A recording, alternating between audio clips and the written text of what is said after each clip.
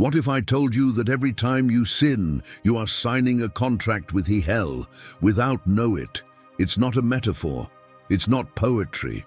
It's a brutal truth that many prefer to ignore. For years, he walked on the dark side, not as a victim, but as an ally. He was sorcerer, medium, summoner.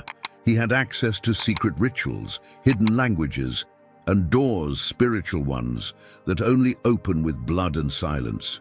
But a day, he saw something that forced to escape.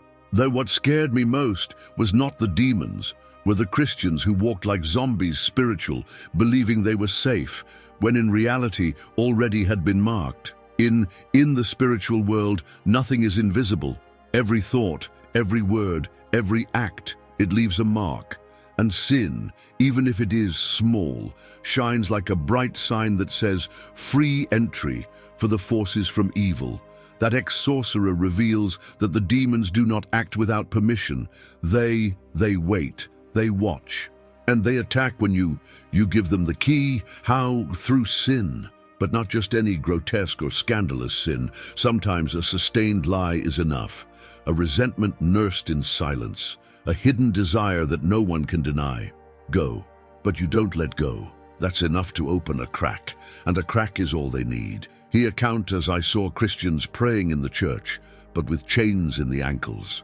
How I listened praise get out of mouths that already had been contaminated by curses self-imposed, and how he enemy celebrated every time a believer he said, I will never be able to change. Because that phrase is a prayer for the hell. And you, are you sure that the doors of your soul are closed? The story you are about to discover is not for the curious. It is for the brave. Because there is no backtracking after seeing what really happens when you sin. We're not talking about human failings. We're talking about spiritual covenants, disguised as everyday decisions. This is not a simple warning.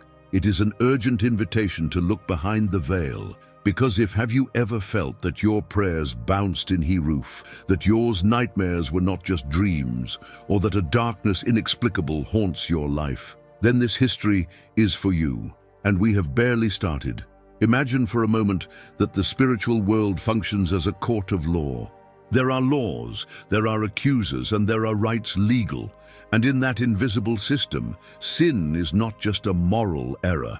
It is an authorization signed with your will. It's not superstition. It's spiritual legality. Just like a signature on the land can giving you a house, a conscious sin can deliver you into the hands of entities that never rest. And what they do it in a subtle, meticulous, legal way. The ex-sorcerer, it explained with clarity chilling. Every time someone sins, especially knowing that they are doing it, they are sealing a permission. And the demons respect the permits. They don't invade. They expect you to open the door. Did you sin in anger and not forgive? Door open.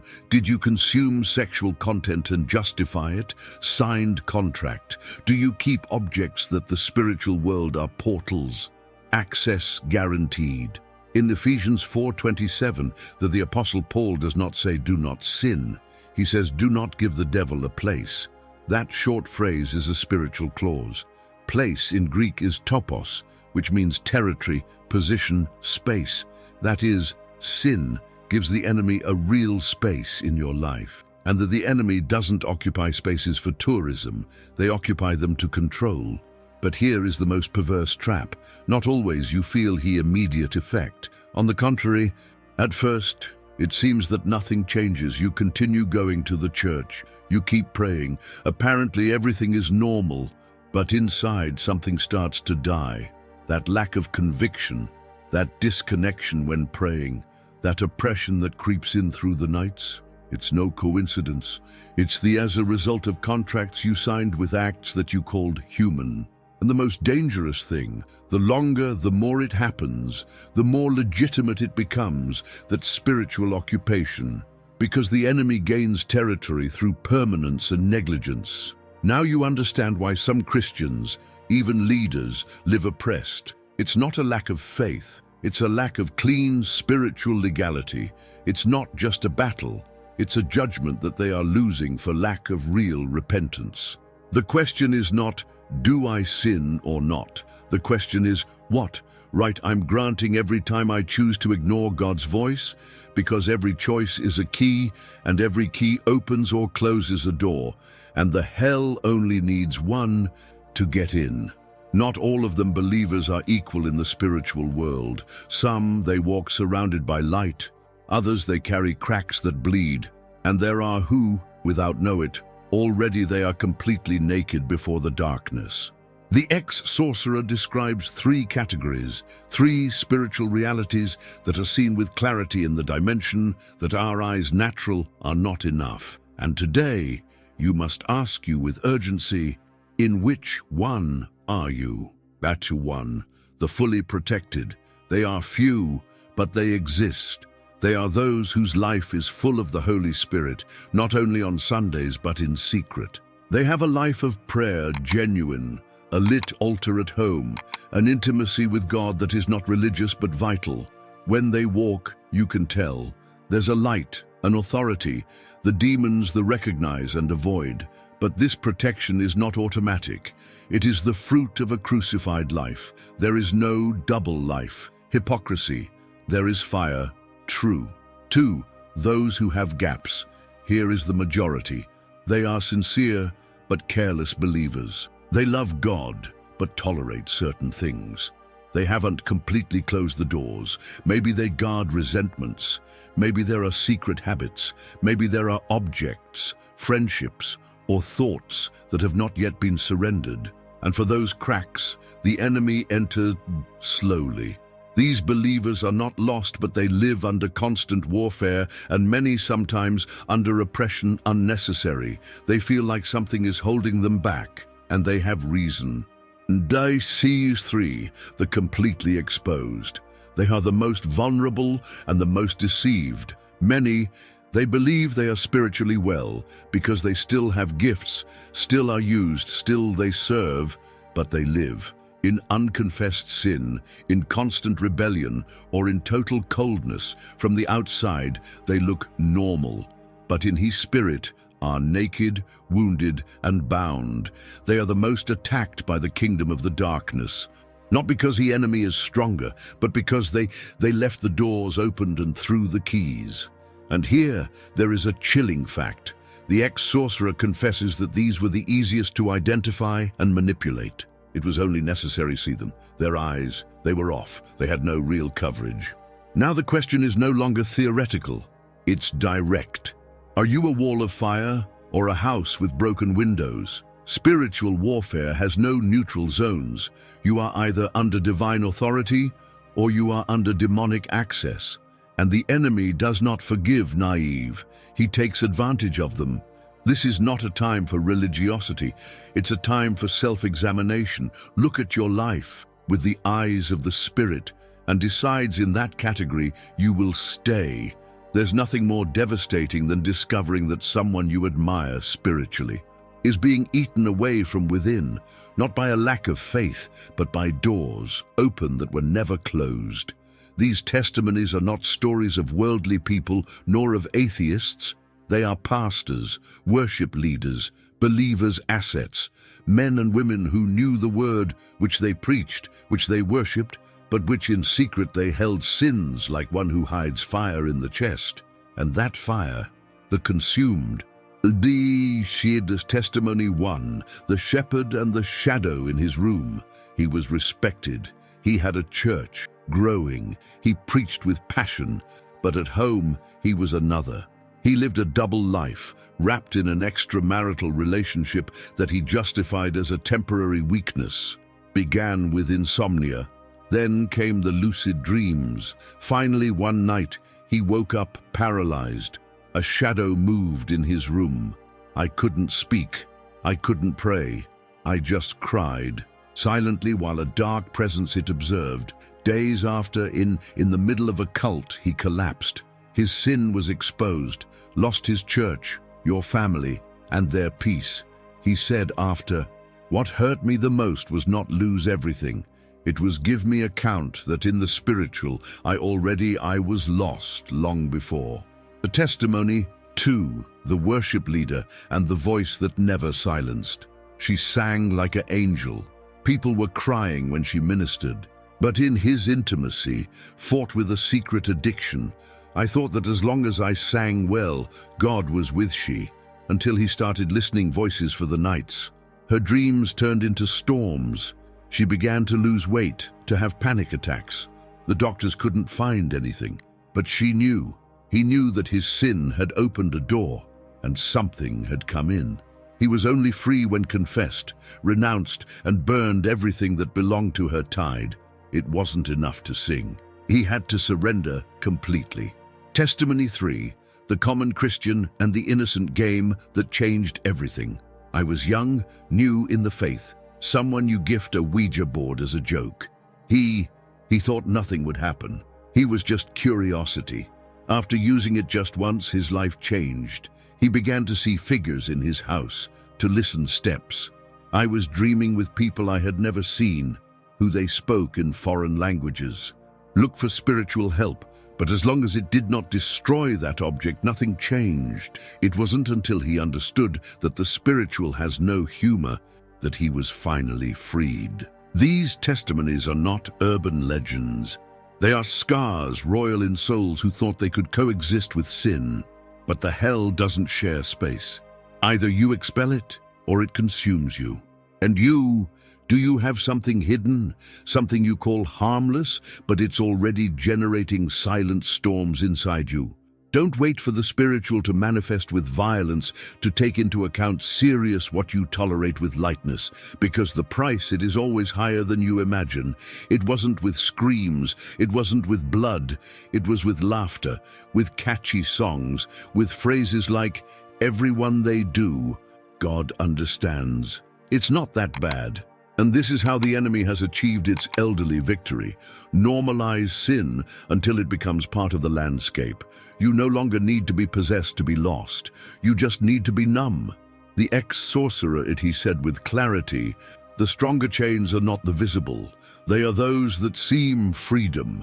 And that is what has made Satan with this generation, has transformed the chains in accessories and the doors open in fashions. Indigenous scatter pornography. Now it's empowerment, dark music, it's just entertainment, rebellion, it's authenticity, witchcraft, disguised as astrology, crystals, energies, it's modern spirituality. And so, little by little, the soul goes away sleeping. He no longer feels conviction, he no longer reacts to sin. The spiritual alarm has stopped ringing because it was intentionally turned off. Like the Bible he warned, they will call evil well. I already knew it. Good, bad. Isaiah 5:20. It was not a verse for atheists. It was a warning for anesthetized believers. Because when sin no longer bothers you, it doesn't mean you've matured. It means something inside you died, and that the enemy needs nothing more than that, a sleeping conscience, a hardened heart, and a distracted spirit. Lucky key. There is a powerful image that sums it all up. It's as if you were inside a house in flames, with earphones, positions, and the eyes closed. You feel comfortable, but you're already breathing in smoke. And when I arrived, he fired. It will be too late to run. And not about becoming fanatic. It's about becoming sensitive to God's voice again, about recovering that holy discomfort you felt before. That soft voice that said, "This isn't right." Do you remember when still the were you listening, just because no longer the you hear? Maybe it wasn't God who stopped talking. Maybe you were you who got used to the noise of the hell disguised as normal life. There is something worse than falling in sin. It is to stop feeling that you are fallen, because at the beginning, when faults, the heart aches, conscience burns, you feel the distance, lack of peace, the break. But if you repeat and repeat, something starts to go out. And a day you realize it doesn't hurt anymore. Don't cry anymore when you pray. You no longer tremble when you read the word. You don't feel anything anymore. That is the most dangerous state of the soul, the spiritual insensitivity. It's like a skin burned. At first it hurts intensely, but if you keep playing the fire, There is no more nerves that react. And when there is no more reaction, you are in risk of dying without give you account. Romans 1:24 says that God handed over to the filth, not as a direct punishment, but as a consequence of the persistence. God does not force the one who insists on walk away. He calls, he warns, he plays, but if you close the door, he does not break it down. Of the ex-sorcerer, he says that many of those he saw as spiritually dull were not atheists. They were Christians who they felt nothing anymore. They sang, they served, but inside they were dry, empty, disconnected. And here's the scariest thing, that empty there is none left unoccupied for a long time. Jesus he clearly said in Matthew 12:43-45, when a spirit unclean comes out of a person and finds the empty house, returns, and brings 7 more. The end is worse than the principle. Therefore, it is not enough to leave sin. You must fill you with the presence of God. Empty without fullness, His door open. The real one. Freedom is not just the absence of sin, it is the abundant presence of God. So I ask with love and with urgency, does it make how much you don't cry in the presence of the Father? Does it make how much your soul does not tremble upon hearing His voice? If you do not already, you feel it's time to wake up. Because your soul still can be restored. But you must decide, are you going to live anesthetized, or are you going to return to the fire that a day consumed you from within? One of the older people errors between the believers is to think that if still have gifts, still are good with God. That if you pray for someone and that person is healed, then everything is in order. That if still they preach with authority, or prophesy with clarity, it's because your soul is clean. But that is one of the most dangerous lies of the hell. Romans 11:29 says that the gifts and the God's calling are irrevocable.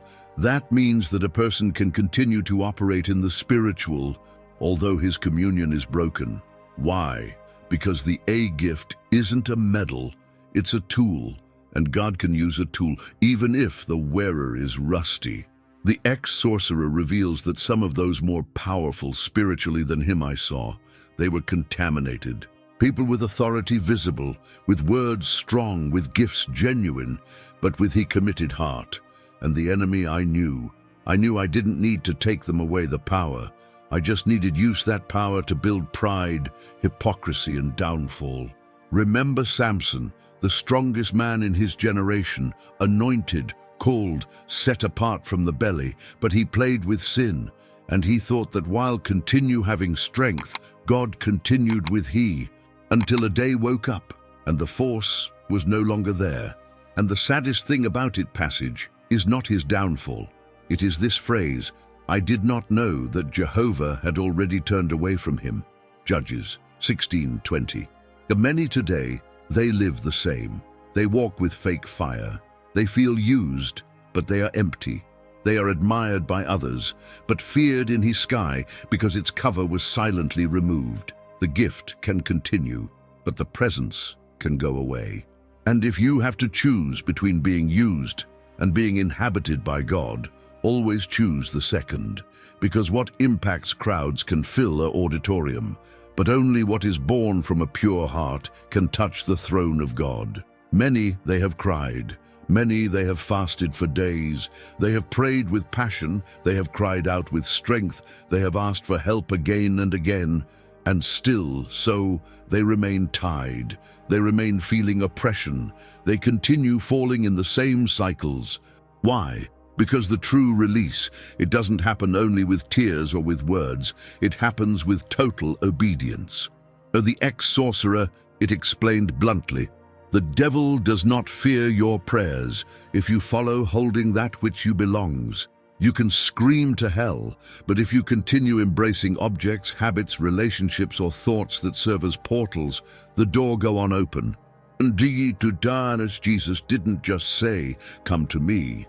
He said, if your eye makes you fall, pull it out. If your hand causes you to sin, cut it off. Matthew 5:29-30. Exaggerated? No. Radical. Because the freedom, It is not negotiated. It is achieved with absolute dedication.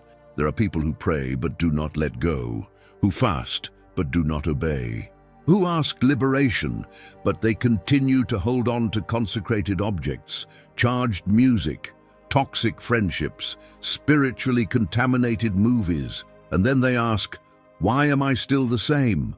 The answer is simple. You cannot release what you are still feeding. Is a woman tormented for years with nightmares, anxiety and suicidal thoughts. He sought aid in several churches. He fasted, prayed, asked prayer, but nothing changed. Until one day, the Holy Spirit to you revealed that he kept at home a box of decorative objects that had given away in a trip, objects used in rituals pagans.